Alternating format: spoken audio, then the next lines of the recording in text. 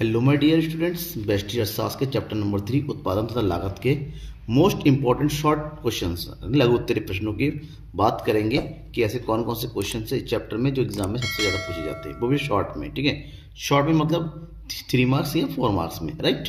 तो पहला क्वेश्चन जो है ना वो उत्पादन फलन की अवधारणा को स्पष्ट कीजिए। अब उत्पादन फलन किसे कहते हैं, इसका आंसर कितना लिख सकते हैं, ठीक है, इतना लिखना काफ़ी है। उत्पादन फलन उत्पादन की आगतों और अंतिम उत्पाद के बीच भौतिक संबंध को कहते हैं। लेफ्ट पेज के अनुसार उत्पादन फलन का अभिप्राय फर्म के उचित साधनों और प्रति समय इकाई वस्तुओं और सेवाओं के बीच का भौतिक उत्पाद संबंध, मतलब किसी वस्तु के उत्पादन में और उस वस्तु के उत्पादन के लिए प्रयोग हुए साधनों के बीच के जो संबंध को कहते हैं उत्पादन फलन। यहाँ पर QX जो है वस्तु की उत्पादन की मात्रा को बता रहा है, जबकि ABC उत्पादन के साधनों की बात कर रहा है कि कितने साधनों का प्रयोग करने से उत्पादन मात्रा कितनी होगी, इस बात को बता रहा है। ठीक है, सेकंड क्वेश्चन है वो है एक आगत का कुल उत्पाद या कुल उत्पादन से क्या होता है, मतलब कुल उत्पादन भी हो सकता है, कुल उत्पादन से आप क्या समझते हैं, या फिर एक आगत की कुल उत्पादन क्या होता है इसके बारे में बताइए। तो इसका जो आंसर होगा वो कितना होगा वो देखिए। और आंसर की बात करते हैं हम तो इसका राइट आंसर है किसी एक समयावधि में उत्पादन के समस्त साधनों का प्रयोग करके जितना कुल उत्पादन किया जाता है उसे कुल उत्पादन कहा जाता है। मतलब एक निश्चित समय में उत्पादन के जो भी साधन होते हैं उन सभी साधनों का प्रयोग करके जो भी उत्पादन होगा उसका टोटल कुल उत्पादन होता है। ऐसे में कुल उत्पादन से आशय प्रत्येक साधन सम्मिश्रण द्वारा उत्पन्न कुल भौतिक उत्पादन को कहते हैं। इसको दो तरीके से कैलकुलेट किया जा सकता है। एक TP equal to summation MP, मतलब सीमांत आगम को सीमांत उत्पादन को आपस में योग करके, या फिर औसत उत्पादन को उत्पादन के साधनों से मल्टीप्लाई करके जो है कैलकुलेट किया। इसके दो फार्मूला हो सकता है अलग अलग। ठीक है ना, आगे बढ़ते हैं नेक्स्ट क्वेश्चन में। क्वेश्चन नंबर 3, किसी परिवर्तनशील साधन की क्वेश्चन पढ़ लेते पहले डायरेक्ट आंसर बता देता हूं, सीमांत उत्पादन की अवधारणा को स्पष्ट की। सीमांत उत्पादन यानी कि मार्जिनल प्रोडक्शन की अवधारणा को बताना है आपको। ध्यान रखिएगा, किसी एक परिवर्तनशील साधन की एक अथवा एक कम इकाई का प्रयोग करने पर कुल उत्पादन में जो परिवर्तन आता है उसे ही साधन का सीमांत उत्पादन कहते हैं। मतलब आप जो भी इकाइयों का प्रयोग करें उससे एक ज़्यादा एक कम इकाइयों को प्रयोग करते तो इससे उत्पादन में जो भी परिवर्तन होगा उस परिवर्तन को हम सीमांत उत्पादन के नाम से जानते हैं। यहाँ पर सीमांत उत्पादन कैलकुलेट करने के लिए जो फार्मूला यूज किया जाता है वो है MP equal to delta TP upon delta L, यानी कि कुल उत्पादन में परिवर्तन को भाग कर देंगे साधन में परिवर्तन से। या फिर दूसरा फार्मूला होता है TPN माइनस TPN माइनस 1। देखिए यहाँ पर जैसे क्वेश्चन दे रखा है L है यानी कि परिवर्तनशील साधन, ये कुल उत्पादन दे रखा है 20, 50, 70, 70, 75, 65। अब पहले इकाई का सीमांत उत्पादन और कुल उत्पादन सेम ही होता है यानी कि 20 के ऊपर।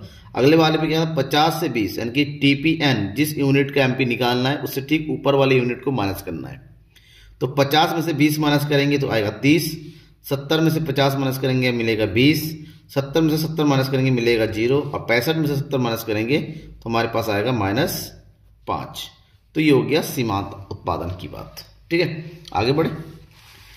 अल्पकालीन उत्पादन फलन से आप क्या समझते हैं? अल्पकालीन से उत्पादन फलन पहले पढ़ लिया, और उत्पादन फलन के दो प्रकार होता है, एक अल्पकालीन और एक दीर्घकालीन।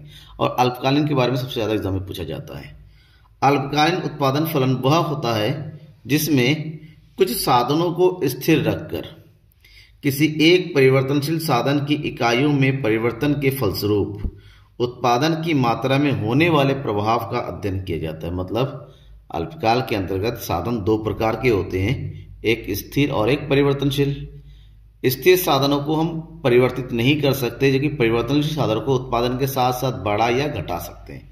तो ऐसे में उत्पादन में जो भी परिवर्तन होता है उसे हम अल्पकालिक उत्पादन फलन के नाम से जानते हैं। इसे परिवर्तनशील अनुपातों का नियम भी कहा जाता है, क्योंकि उत्पादन के साधनों के अनुपात में परिवर्तित हो जाता है। क्योंकि जब उत्पादन के एक साधन की मात्रा में वृद्धि की जाती है और शेष साधनों की मात्रा स्थिर रहती है तो साधनों के अनुपात में अंतर आ जाता है। ठीक है ना, कोई डाउट तो नहीं है बेटा? डाउट होता है ना, कमेंट बॉक्स में अपने डाउट को लिखकर बताइए। और ये कोई क्वेश्चन ऐसा है जिसका आंसर आपको पता नहीं चल रहा है, अब मुझे लिखकर बताइए, मैं इसका सॉल्यूशन आपको प्रोवाइड कर दूंगा। ठीक है, सब्सक्राइब करना मत भूलिएगा, और पहली बार देख रहे हैं तो बेल आइकन को दबा के रख दीजिए।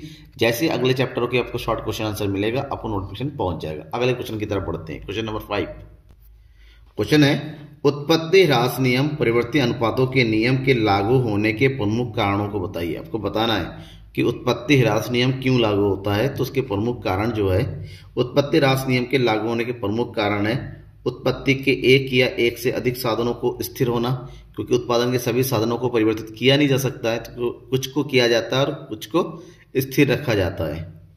उत्पत्ति के अधिकांश साधनों का अविभाज्य होना, उत्पत्ति के जो साधन प्रयोग होते हैं अविभाज्य, उसको हम बांट नहीं सकते, डिस्ट्रीब्यूट नहीं कर सकते। स्थिर साधनों का पूर्ण प्रयोग नहीं होना, जो भी स्थिर साधन होते हैं उसका प्रयोग पूर्ण नहीं होता है, ठीक है ना। वो क्योंकि जितने साधन होते हैं उसके अनुसार हमें परिवर्तित साधनों का प्रयोग करना पड़ता है। और उत्पत्ति के साधनों का पूर्ण स्थानापन्न भी नहीं होता है, ऐसा नहीं उसकी जगह किसी दूसरे साधन का प्रयोग कर ले, पॉसिबल नहीं होता है।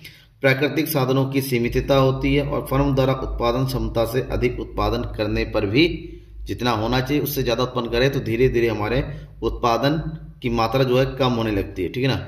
इसी कारण से उत्पत्ति ह्रास नियम लागू होता है। क्वेश्चन नंबर 6 की तरफ पढ़ते हैं। क्वेश्चन नंबर 6, पैमाने के प्रतिफल के नियम की व्याख्या कीजिए कि पैमाने के प्रतिफल का नियम क्या होता है। पैमाने के प्रतिफल का संबंध सभी कारकों के समान अनुपात में होने वाले परिवर्तन के फलस्वरूप कुल उत्पादन में होने वाले परिवर्तन से है। यह एक दीर्घकालीन अवधारणा है। इसका मतलब पैमाने के प्रतिफल का मतलब होता है दीर्घकालीन उत्पादन फलन, जहां दीर्घकाल होता है, दीर्घ का मतलब 1 साल से ज्यादा का समय, और यहाँ पर उत्पादन के सभी साधनों को एक निश्चित अनुपात में परिवर्तित किया जा सकता है। जब उत्पादन के सभी साधनों में परिवर्तित होता है तो ऐसे में उत्पादन का पैमाना भी बदल जाता है, इसलिए इसको पैमाने के प्रतिफल के नियम से जानते हैं, ठीक है। दीर्घकाल में सभी साधनों को एक ही अनुपात में बढ़ाकर वस्तु के उत्पादन को बढ़ाया जा सकता है। उत्पादन में होने वाली इस वृद्धि को पैमाने का प्रतिफल कहा जाता है। अब इस नियम की कुछ मान्यताएं हैं, जैसे इसका संबंध दीर्घकाल से होता है, ये दीर्घकालीन उत्पादन फलन पर आधारित होते हैं, पहला। दूसरा, इनमें सभी साधनों का पारस्परिक अनुपात स्थिर रहता है। और तीसरा, उत्पादन की तकनीक स्थिर रहती है। चौथा, उत्पादन की गणना मात्रा से की जाती है, मूल्य से नहीं, कि यहाँ पर मूल्य का कोई मतलब नहीं होता इससे। Okay, next question, question number 7, परिवर्ती अनुपात का नियम और पैमाने के प्रतिफल में अंतर स्पष्ट कीजिए। तो एक तरफ हो गया परिवर्तन की परिवर्तनशील अनुपात का नियम, दूसरी तरफ हो गया पैमाने के प्रतिफल का नियम। दोनों में अंतर बताना है तो पॉइंट टू पॉइंट हम इसके डिफरेंस की बात करेंगे। पहला पॉइंट, परिवर्तन अनुपात के नियम का, यह नियम अल्पकाल में लागू होता है, क्योंकि अल्पकाल में ही परिवर्तनशील अनुपात जो है यूज किया जाता है, और यह नियम दीर्घकाल में लागू होता है। सेकेंड पॉइंट, परिवर्तनशील अनुपात का नियम तब लागू होता है जब केवल एक साधन में परिवर्तन होता है जबकि अन्य साधनों को स्थिर रखा जाता है। मतलब इस स्थिति में कुछ साधन स्थिर होते हैं और एक ही साधन में परिवर्तन किया जाता है, जबकि पैमाने के प्रतिफल के नियम के अंतर्गत, क्योंकि दीर्घकाल समय होता है, उत्पादन के सभी साधनों को परिवर्तित किया जाता है, किसी को भी स्थिर नहीं रखा जाता है। क्वेश्चन नंबर नेक्स्ट पॉइंट, उत्पादन पैमाना। परिवर्तनशील अनुपात के नियम के उत्पादन के पैमाने में कोई परिवर्तन नहीं होता, बस उत्पादन की मात्रा में परिवर्तन होता है, जबकि पैमाने के प्रतिफल के नियम के अंतर्गत उत्पादन का पूरा पैमाना ही बदल जाता है, ठीक है। और लास्ट पॉइंट है, परिवर्ती अनुपात नियम के अनुसार उत्पत्ति के साधनों के अनुपात में परिवर्तित होता है, क्योंकि कुछ साधन को स्थिर रखते हैं, उसका जितना प्रयोग करते हैं उसकी तुलना में परिवर्तित साधनों में मात्रा घट बढ़ा जाता है, ऐसे जो अनुपात होता है उसमें परिवर्तन आ जाता है। जबकि पैमाने के प्रतिफल में सभी साधनों को निश्चित अनुपात में घटाया या बढ़ाया जाता है, इसलिए यहाँ पर साधनों के बीच समान अनुपात बना रहता है जैसे शुरुआत में होता है। Okay, next question, question number 8। Question number 8 है अवसर लागत। अवसर लागत यानी कि अपॉर्चुनिटी कॉस्ट, जिसको आर्थिक लागत के नाम से भी जानते हैं, हस्तांतरण आय के नाम से भी जानते हैं, ठीक है। अवसर लागत क्या है? किसी साधन के प्रयोग करने की अवसर लागत दूसरी वस्तु की वह मात्रा है जिसको स्पष्ट रूप से तय करना पड़ता है। देखिए, हमारे पास साधन सीमित होते हैं और सीमित साधनों से हम हर एक वस्तु को बराबर बढ़ा नहीं सकते। ऐसे में अगर दो वस्तु के उत्पादन करना चाहें तो एक को बढ़ाने के लिए दूसरे की मात्रा में कमी करनी पड़ती है। तो एक को बढ़ाने के लिए दूसरे की मात्रा में जो भी त्याग या कमी करनी पड़ती है उसे हम, मान लो ये x वस्तु है y, उसे हम y वस्तु की अवसर लागत कहते हैं। मतलब साधनों के सीमित होने के कारण किसी वस्तु के उत्पादन में वृद्धि होने के लिए पहली वस्तु की उत्पादन में कमी करनी पड़ती है और कमी की इसी लागत को या दर को अवसर लागत कहते हैं। एग्जाम्पल से समझिए, जैसे ग्राफ दे रखा है, ठीक है। यहाँ पर वस्तु y की मात्रा का जो उत्पादन हो रहा था, ठीक है ना, सॉरी, वस्तु किसका m का प्रयोग हो रहा था, x का, और y का इतनी मात्रा का प्रयोग हो रहा था। अब वस्तु x की मात्रा को अगर बढ़ाना चाहे तो जाहिर सी बात है y की मात्रा में कमी करनी पड़ेगी। यूं कहें कि y की मात्रा को बढ़ाना है तो x की मात्रा को कम करना पड़ेगा। मतलब जैसे चाहिए एक को बढ़ाएंगे दूसरा कम करना पड़ेगा, क्योंकि साधन सीमित होते हैं, राइट। नेक्स्ट क्वेश्चन नंबर 9, स्पष्ट तथा अस्पष्ट लागत से क्या आशा है। वैसे इसमें अंतर भी पूछा जा सकता है, फिलहाल यहाँ पर अंतर की बात नहीं, मीनिंग की बात। जैसे भी अंतर पूछा जाए तो एक ही बात इसी उठा के डाल दीजिए, अंतर भी कंप्लीट हो जाएगा आपका। स्पष्ट तथा अस्पष्ट लागतों से क्या अभिप्राय है। तो पहले स्पष्ट लागतें, जिसको हम व्यक्त लागतों के नाम से भी जान सकते हैं। स्पष्ट लागतें बेनगद भुगतान हैं जो फर्मों द्वारा बाहरी व्यक्तियों को उनकी सेवाओं या वस्तुओं के प्रयोग के बदले में दिया जाए। मतलब कोई भी बाहरी व्यक्ति जिसके प्रयोग के द्वारा उत्पादन प्रक्रिया में उत्पादन को संपन्न किया जाता है, उसके बदले में जो भी भुगतान किया जाता है नगद रूप में, उसको हम स्पष्ट लागतें कहते हैं। फॉर एग्जाम्पल, कच्चे माल परचेज किया, उसके बदले में भुगतान किया, मजदूरों की मजदूरी भुगतान कर दी, विज्ञापन लागतें, ब्याज का भुगतान, किराया, ये सब चीज़ें जो मौद्रिक रूप से किसी दूसरे को पेमेंट किया जाता है।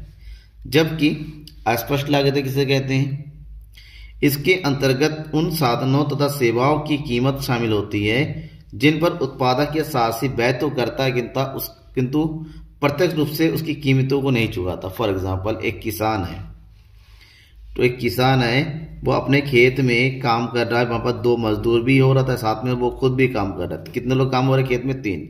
लेकिन जब मजदूर की बात करता है वो केवल 2 लोगों की मजदूरी को ही गिनता है, वो अपनी मजदूरी को छोड़ देता है। तो ऐसे में स्वयं का प्रयोग के बदले में जो लागत होती है उसको अगर शामिल नहीं करते हैं डायरेक्टली, ठीक है ना, उसे हम अस्पष्ट लागत, क्योंकि प्रयोग तो हुआ है। मान लीजिए यहाँ पर खुद ना काम करता, उसके बदले में एक मजदूर और आ जाता, तो बदले में तो उसके पेमेंट करना पड़ता। तो ऐसे में यहाँ पर मालिक के स्वयं का खर्चा भी शामिल किया जाता है, जिसे हम अस्पष्ट लागतों के नाम से जानते हैं। क्वेश्चन नंबर 10, सीमांत लागत से क्या अभिप्राय है। सीमांत लागत मतलब मार्जिनल कॉस्ट, जिसको शॉर्टकट में एमसी बोला जाता है। एक अतिरिक्त इकाई का उत्पादन करने की अतिरिक्त लागत को सीमांत लागत कहते हैं। आप जितनी इकाई को उत्पादन करते थे, बदले में एक ज़्यादा कम उत्पादन करना चाहते तो उसके लिए जो भी अतिरिक्त, ठीक है, लागत लगती है उसे हम सीमांत लागत कहते हैं। दूसरे शब्दों में सीमांत लागत एक और इकाई की वृद्धि के कारण कुल लागत में होने वाली वृद्धि को कहते हैं, जिसको कैलकुलेट करने का फार्मूला होता है MC = TCN - TCN - 1, या फिर कुल लागत में होने वाला परिवर्तन डिवाइडेड बाय कुल उत्पादन में परिवर्तन। इसको यूं से दिखा सकते हैं, ये है कुल लागत, ठीक है ना, कुल लागत ये है, तो कुल लागत में वृद्धि हो रही तो बदले में कैलकुलेट करेंगे MC में, ये हो गया डैश, 60 में से 10 गया 50, 40, 20, 24, पहले ये घट रहा है, फिर ये स्थिर होकर फिर ऊपर की बढ़ता है, तो इसलिए इसको यू आकृति का बनाया जाता है, दैट इज MC वक्र, ठीक है ना। अगला क्वेश्चन नंबर 11, स्थिर लागत तथा परिवर्तनशील लागत में अंतर स्पष्ट कीजिए। स्थिर लागत और परिवर्तनशील लागत में क्या अंतर है। अगर दोनों के अंतरों की बात करते हैं, पॉइंट टू पॉइंट समझिए। पहले स्थिर लागत, फिर परिवर्तनशील लागत। स्थिर लागत पर उत्पादन की मात्रा का कोई प्रभाव नहीं पड़ता। उत्पादन चाहे कम हो चाहे ज्यादा हो, इससे स्थिर लागत में कोई परिवर्तन नहीं आएगा, ठीक है ना। जबकि परिवर्तनशील लागत वह लागत है जो उत्पादन की मात्रा से उत्पादन की मात्रा बढ़ गई तो लागत ज्यादा, उत्पादन की मात्रा घट गई तो लागत भी कम। सेकेंड पॉइंट, उत्पादन के शून्य होने पर स्थिर लागत शून्य नहीं होती है, क्योंकि स्थिर लागत उत्पादन हो या ना हो होता ही है, स्थिर लागत खर्च करना ही पड़ता है। जबकि अगर उत्पादन शून्य है तो परिवर्तनशील लागत भी शून्य हो जाती है। नेक्स्ट पॉइंट, उत्पादन में होने वाली वृद्धि से औसत लागत घटती जाती है। जैसे जैसे उत्पादन बढ़ती चली जाती है, क्योंकि स्थिर लागत तो अपनी जगह पर सेम रहती है, तो बढ़ते हुए उत्पादन की मात्रा से जब उसको भाग करते हैं तो औसत लागत में कमी आती है, घटती चली जाती है। यह लागत प्रारंभ में घटती है, एक सीमा के बाद बढ़ना आरंभ करती है, ठीक है ना। पहले लागत उत्पादन के साथ साथ ये घटती चली जाएगी, लेकिन एक टाइम आएगा फिर ये बढ़ती चली जाएगी। लास्ट पॉइंट, इसका संबंध स्थिर साधनों से होता है, जबकि परिवर्तनशील साधनों का संबंध परिवर्तनशील साधनों से होता है, ठीक है। समझ में आ गया। आगे बढ़ते हैं नेक्स्ट क्वेश्चन की तरफ। क्वेश्चन नंबर 12, औसत लागत मतलब AC और सीमांत लागत मतलब MC में संबंध स्पष्ट कीजिए। दोनों में क्या संबंध है और उसके संबंधों कुछ पॉइंट के और डायग्राम से समझेंगे। सबसे पहला, औसत लागत और सीमांत लागत दोनों की कैलकुलेशन जो है कुल लागत से की जाती है। देखिए यहाँ पर AC = TC/Q, ये औसत लागत का फार्मूला है और नीचे वाला सीमांत लागत। दोनों की फार्मूले की कैलकुलेट करने के लिए TC चाहिए ही चाहिए, ठीक है। इसके अलावा क्या है, पहला सेकंड पॉइंट, जब औसत लागत AC गिरती है, मतलब ये AC है, देखिए गिर रही है नीचे की ओर, तब सीमांत लागत इससे कम रहती है, तो MC जो होता है उसके नीचे रहता है। इस कंडीशन में MC is smaller than AC, यहाँ पर AC ज्यादा MC कम। अब एक टाइम ऐसा आता है जब औसत लागत बढ़ती है तो सीमांत लागत भी बढ़ती है। अब औसत लागत बढ़ रही है तो सीमांत लागत बढ़ रही है, लेकिन सीमांत लागत औसत लागत से ज्यादा तेज बढ़ती है। ऐसे में MC is greater than AC। Last point होता है जब औसत लागत स्थिर रहती है तब सीमांत लागत भी उसके बराबर होगी, मतलब ये वाला पॉइंट B। यहाँ पर MC और AC दोनों ही क्या है, बराबर है, राइट। क्वेश्चन नंबर 13, औसत लागत की अवधारणा को सचित्र स्पष्ट कीजिए। औसत लागत क्या है? प्रति इकाई उत्पादन इकाई की लागत को औसत इकाई लागत कहा जाता है। आपने जितना उत्पादन किया उस उत्पादन की मात्रा को उत्पादन की इकाइयों से भाग कर दिया जाता है, तो जो भी प्राप्त होता है उसको बोलते हैं औसत लागत। ऐसे में देखिए यहाँ पर एग्जाम्पल दे रखा है कुल लागत का 240, 260। अब इसको डिवाइड करेंगे हम उत्पादन की मात्रा से, तो 200 से 0, किसी भी संख्या को अगर 0 से डिवाइड करें तो उसका आंसर इन्फिनिटिव आता है, क्योंकि 0 का तो कोई फार्मूला ही नहीं होता है। 240 को 1 से भाग किया 240, 260 को 3 से भाग किया 130, 280 को 3 से भाग कर दिया 933.3, 320 को 4 से भाग कर दिया 80, और ये हो गया। पहले ये क्या हो रहा है, घट रहा है, फिर लास्ट में बढ़ना शुरू होता है, इसलिए AC जो है पहले स्तर नीचे आता है, फिर स्थिर होता है, फिर ऊपर की ओर बढ़ना शुरू हो जाता है, ठीक है, क्योंकि सब कुछ उत्पादन की मात्रा का खेल है। आगे, वास्तविक लागत क्या है, रियल कॉस्ट। देखिए एक तो होता है वह मौद्रिक लागत और एक है वास्तविक लागत। मौद्रिक लागत मतलब जब वस्तुओं पर मुद्रा के रूप में व्यय किया जाता है उसे मौद्रिक लागत कहते हैं। बट वास्तविक लागत का अर्थ उन सभी कष्टों, प्रयत्नों तथा त्याग से है जो किसी वस्तु की उत्पादन में उठाने पड़ते हैं। मतलब किसी वस्तु के उत्पादन के लिए किसी भी तरह का कोई खर्च करते हो तो उसे वास्तविक लागत कहते हैं, चाहे वो आपका जो मेहनत हो, चाहे आपका जो टाइम कंज्यूमिंग होता है, ठीक है ना, पैसों के अलावा, उन सबको वास्तविक लागत में शामिल किया जाएगा। प्रोफेसर मार्शल ने कहा है कि किसी वस्तु के उत्पादन में प्रत्यक्ष अथवा परोक्ष रूप से लगने वाले विभिन्न प्रकार के श्रमिक तथा उनमें काम आने वाले पूंजी की बचत के लिए किया गया वो त्याग अथवा प्रतीक्षा उस वस्तु की वास्तविक लागत होती है। तो ऐसे फार्मूला यहाँ पर जो होता है, इसके अंतर्गत कैलकुलेट करने के लिए क्या किया जाता है, विभिन्न प्रकार के मजदूरों के शारीरिक और मानसिक, मतलब जो मेहनत करते हैं, चाहे वो फिजिकल हो चाहे मेंटली हो, और पूंजी संचयन करने के लिए जो भी त्याग या फिर मेहनत करनी पड़ती, कष्ट करना पड़ता है, इसको जो है वास्तविक लागत के अंतर्गत शामिल किया जाता है।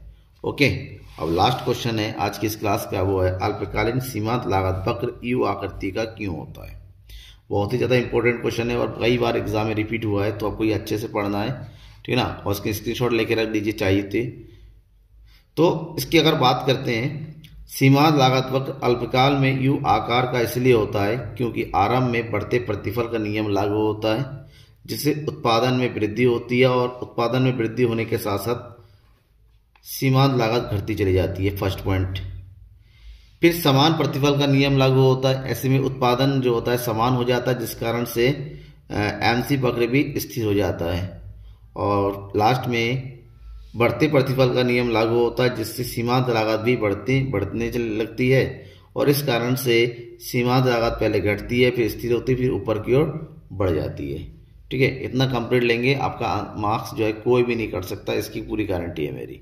ठीक है, फिलहाल इस चैप्टर के इतने ही शॉर्ट क्वेश्चन है जो एग्जाम में रिपीट हुए हैं। इसके अलावा आपके पास कोई क्वेश्चन बचता है जिसका आंसर मैंने नहीं बताया हो, वो मुझे कमेंट बॉक्स में कमेंट करके या फिर मेरे व्हाट्सएप ग्रुप के साथ जुड़ के बता सकते हैं मुझे। Thank you everyone, good night, bye.